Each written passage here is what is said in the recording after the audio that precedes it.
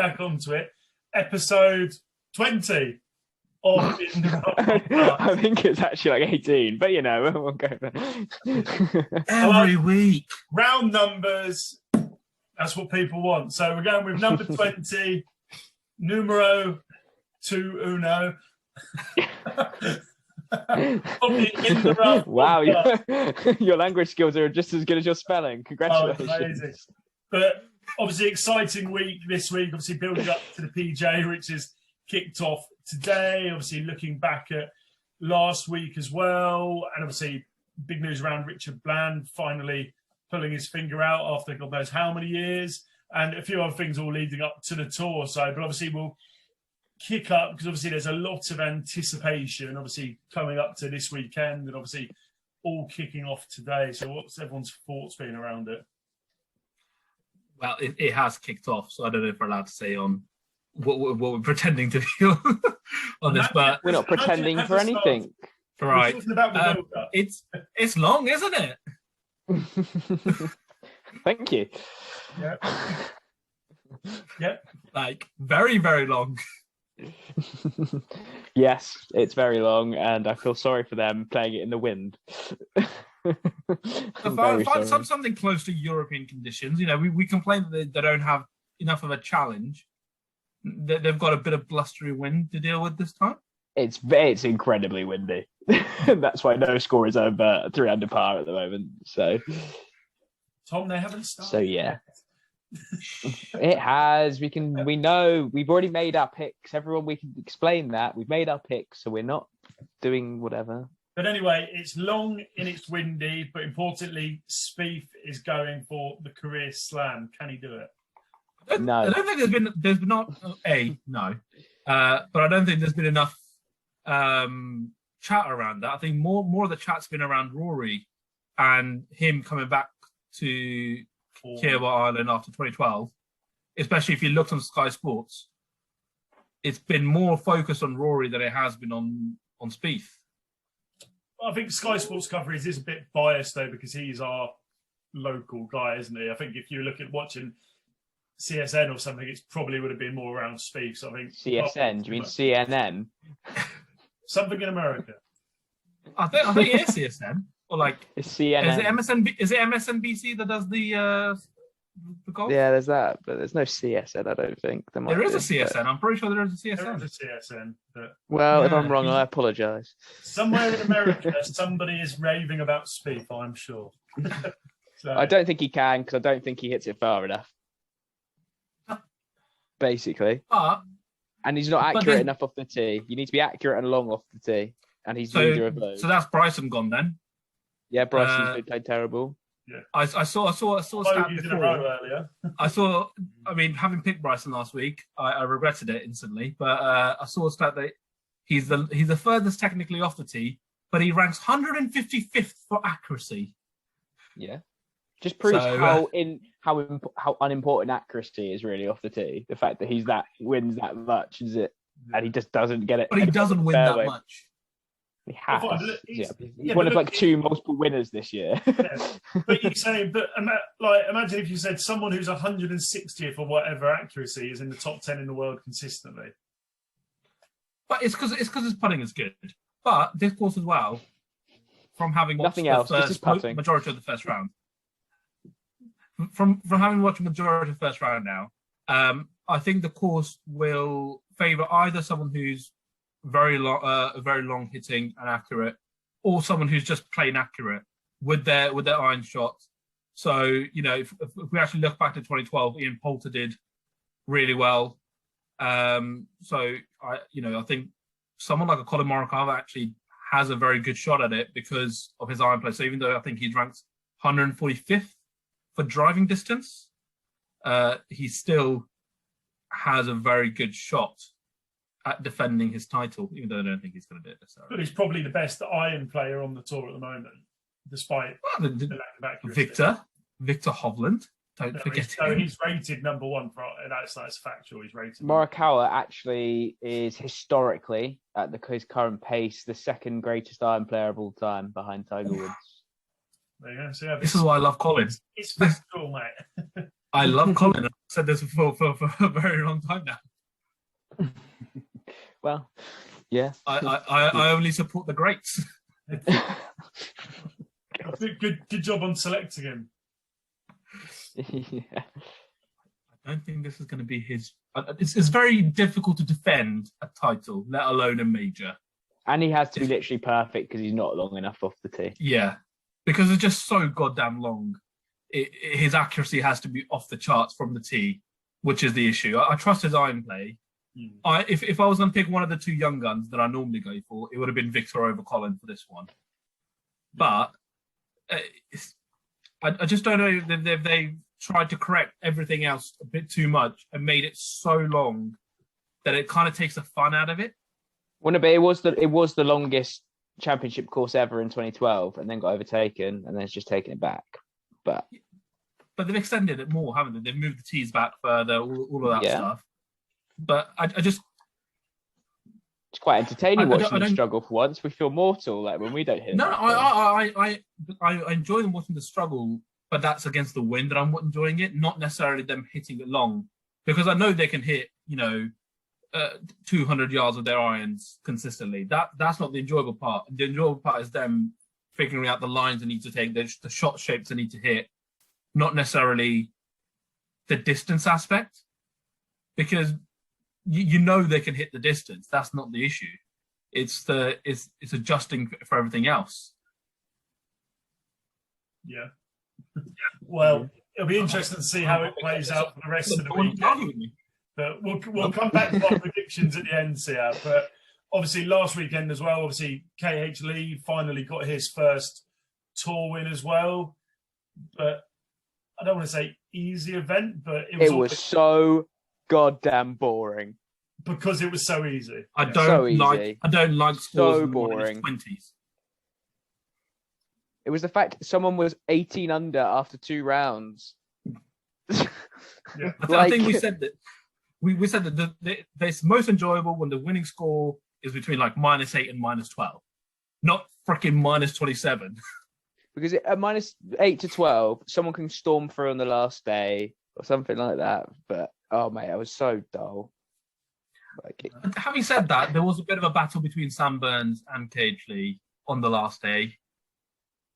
But yeah, not really. But I like seeing golf tournaments that they have to play well for one, and then they have to conjure stuff up, not just hit a fairway, then hit a green, and then putt it every time because there's no wind. the greens were so incredibly receptive as well that they could just take dead aim at the flags. Yeah. And no flag seemed like it's a risk for you to take aim at it. The pin positions were very generous all weekend. Yeah, so it didn't give you the interpretation of danger in terms of if you miss this and you're going to short side yourself or you're going to leave yourself an absolutely horrible scramble to finish to say par. It just seemed like they were like, oh, okay, everyone's taking it easy for the major next week. Let's do that. Yeah. Yeah. What did you make of Sam Burns going so low as well as KH Lee, I guess? Like in terms of what do you make of them in terms of rankings on the tour? Well, he's obviously playing very well, and it's like the 3rd time he's led, or 4th time he's led after 54 holes, and he's only won once, which is interesting. But he's only young, to convert leads into wins and stuff. But and I wouldn't read too make the Ryder Cup team. Huh? Do you think does he make the Ryder Cup team in your mind? No. Yeah, I mean, I could always predict their Ryder Cup team from just now. It will be DJ, Justin, Bryson, Brooks, Patrick Reed, probably, just because he always plays well in it. Yep. Webb Simpson, maybe. Cantley, Morikawa. Who's their captain? Steve Stricker. And then Tiger Woods is apparently becoming like vice captain and from his bedroom with advising. See, with that, I know they're ranked much higher than their European equivalents, but I still fancy the Europeans. They're not though, if you think about it. They are. As an Dustin, average ranking, they're higher. Yeah, because like Dustin, Colin, Reed. What else did you mention? Yeah, Reed, right, all of them. They're all like Shawfley or Scheffler, whichever one they go for. They're all ranked higher, but I'd still prefer Hovland, Rahm, Sergio Garcia, even. Also, a bit aside, what did you make of Tony Finau's comment about him being only one of 10 guys who deep down believe that they can win? I sent this to both of you because I just scoffed at it. It's just the man with one win from 2016. It's great that he believes in himself, but surely you can only have the belief for a major after you won a major, or like you are one of the serial winners on tour. Serial winners, yeah. But even then, there's more than 10 major winners on the tour. Yeah. So there's not even any context that makes any sense. He was just trying to be confident, all right? Exude confidence, positive manifestation. It's an attention-seeking celebrity. Positive manifestation would be, I'm going to have a PGA Tour win. Anyway. Well, no. Positive manifestation, technically anything. You could be like, I want to be a major winner, but I mean, it's going to happen if you can't do it. You can't even win on the PGA Tour, let alone the... I think, for Brooks to come out, because Brooks has come out and said similar stuff in the past, to saying that anytime he walks into a major, he knows that the pressure is on other guys, more so than him, because he's kind of done that, proven himself, and he's got that innate belief in himself that he's a major winner who's going to go out and perform. But that's the thing. Brooks is a major winner, and multiple-time major winner across multiple years. He's one of the few people that's defended his major title at this very tournament. I just think Tony's trying to get up his street cred so he can get a split of the 40 million. Yes. But you get a split of the 40 million just by making a cut. I would have been less surprised if he came out and wanted to now be known as they and them.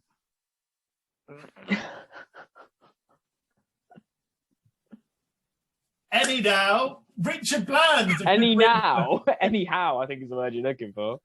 No, now. Richard Bland, obviously, finally, after almost 500 attempts, has won an event, the British Masters. Fair play. Congratulations. Yeah. Go on, Richard. Most people would have given up long ago, so fair play. I mean, he's probably made a fair amount of money. Oh, so. He would have made a naughty amount of money, absolutely. Okay. Yeah, you get to play golf for a living. I don't think I think there's worse livings out there. Yeah. Well, I felt relieved for his parents that had actually come to watch. It's like, how many of those 500 odd events have they come to watch and not seen it happen? I was like, blimey, fair play to them. But talking of money, obviously, Mr. Lee obviously came out over the last couple of days and said, I guess, the breakaway and the 50 million would be an absolute no-brainer for him, which is a bit contradictory to what the others have said. But for somebody that's in his latter years, it kind of makes sense. Yeah, he's not winning on the PGA Tour. Yeah. He's not winning on the PGA Tour. Whoever's going to be on this tour, he's probably going to be one of the best of them. If he's getting paid 50 mil to do it, why the hell not? And he doesn't make the same, does he? Basically, so yeah. Because the thing is, we spoke about this. The PGA came out with that social media thing to basically gear up the salary of their top players to give them that same pay packet that they could get from this breakaway sort of league. So if you're not inside that like top 10, 15, whatever the hell it was, it makes sense for you. Yeah. Well, and you're getting that money as an individual. That other money is split across 20 heads. So you can nowhere near it. I think, like I said, for someone in the latter years, it is a no-brainer. Like, imagine Richard Bland would have snapped their hand off 400 events ago for it. This is what I was saying last time. If they get everyone outside the top 20 into this other league, then gradually those top 20 are going to go to this other league. They have to go. Yeah. So that's it. I think Tom was right. Tom gave the roadmap to anyone who actually wanted to make a breakaway league. If they listen to this podcast, go after everyone but the top 20. Not financial advice. I'm pretty sure they can afford it, to be honest with you. But most of them can also afford not to need to go on it, which I think is the biggest driver, isn't it? So, yeah.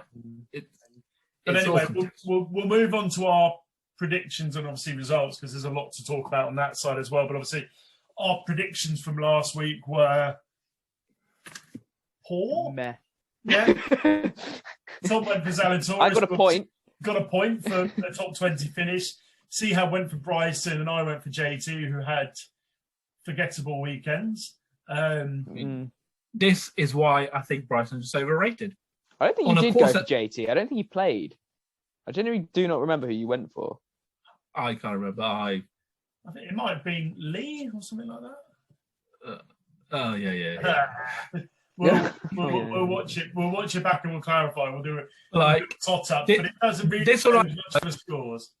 This was a tournament that was purpose built for someone like Bryson, and he could not deliver. He stopped caring after the second round, mate. That's I why. refuse to go for him again. He's just a disappointment. That's all he is. He's not. Wow. Anyhow, that hasn't been for the table, except for Tom is now actually closer. So well done, Tom. Come on, the boys. All aboard. Slow. I'm playing the long game. Well, the season's not forever, Tom. So start it, mate. But then obviously we'll move on to this is a 10-year rolling points total. Yeah. Look, we've got our. We can keep track over if depending on how many seasons we do this for. We can keep track of the overall points total and winners. Yeah, fine. Yeah, we can do it. We can make something work. But we'll go to our predictions, obviously, for this one, because there's a lot to talk about around them. And we made these predictions earlier for reference, so we can't cheat. But Siad, who did you go with as your first pick, and why? I mean, this is how you know I'm not cheating, because I went for Rory. He was the obvious pick on this course in my mind. Someone that's generally long, fairly accurate, has a history of winning on this course and history of winning majors, and can also play in the wind generally. So everything in my mind. Grand Slam. Well, no, this wouldn't make his Grand Slam. Oh, no, he needs the Masters. No, he needs the Masters. But in my mind, all of those things, added up to Rory performing well. I still think at the end of the day, I think he's finished 3 over. Yeah. I still think he's within touching distance. The good thing is the gap isn't that bad because no one else has scored. And he's like, you need to know, in his major career, since his last win, he's been plus 35 in his first rounds combined, and then 62 under in all the rest of the rounds combined. So he's just always terrible on the first day. So my hope for Rory in the first day was that he finishes on par or under par. Being plus 3 and six shots behind the lead is not bad in my mind for Rory. So I still have hope. Yeah, his first day is always naff, so don't read into it. So, yeah. And naff for all our American viewers is not very good. So, my pick was Spieth. Obviously, the course kind of suits him, and obviously in good form running up to it. So I guess outside of Rory, he was probably the next pick, and obviously he is going after the Grand Slam, so I guess that made sense initially. And then I went for JT, and that made sense because he was on form. He's quite accurate. He can hit it long, and then he's 3 over as well. So is he on form though? He's not played very well since he won the Players. He's not played very well since. He's played one tournament since the Players, and he didn't do well. Yeah. So you chose Rory, who's not played well for a whole season, and then had one lucky break in a tournament. Yeah. He has won in the last tournament that he played. Sounds a bit like Trent, doesn't it? Excuse me, he's created the 4th most chances in the Premier League. I'll have you know. So yeah, wrong channel, mate. Wrong channel. All right. Anyway, and then we also wanted to go for wildcard picks, didn't we? As it is a major. So who are you going for, Siab, as your wildcard? So I wish I could have gone for someone like a Hovland or a Colin Morikawa, who I absolutely love. But obviously, our rules stipulate that it has to be outside the top 20. So I've gone for a guy who I think is a very good ball striker, which should help with this. I've gone with the ironing board, Will Zalatoris. The ironing. Good selection. He is that's his name now in my mind. The ironing board. Good. I've gone for Mullet Man, Cam Smith. Is he? How's he getting along? He's only through 3 holes. So. Mullet Man. But on other news, Carlos Ortiz is 3 under through 4. Someone will have a good round, but then it's like Justin Rose when he went like -7 on the first day at Masters. Yeah. But Tom, your wild card? And then I chose the Spanish sensation Sergio Garcia.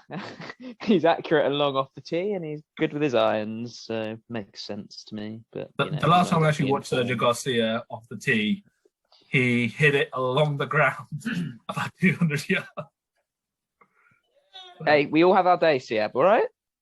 Okay. Spanish sense. We'll get him to watch you hit it along the ground 17 times in a round, all right? Well, yeah, it's fine. It's fine. But I feel like these attacks are getting personal. But Siab, you'll enjoy it. Our video that's going to drop on the channel this week is the how many balls does Siab lose count video. Oh, great. Oh, that's a fun one. And I'll tell you what, it's a high number. And how high? I had to change the font size of the writing on the side of the screen because there was too many lost balls. Hey, it takes balls to play the way I do. It also takes a lot of editing the way you play it. I can see you're much easier if we're all very good at golf. It takes a bloody long time with our ability, I'll tell you now. The world we live in. Right. But go on, Siab, hit him with the outro, mate. Hopefully Rory wins and I get lots of points.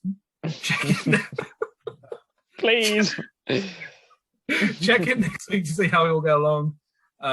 Make sure to like, subscribe, and check out our Instagram channel and all of our other socials.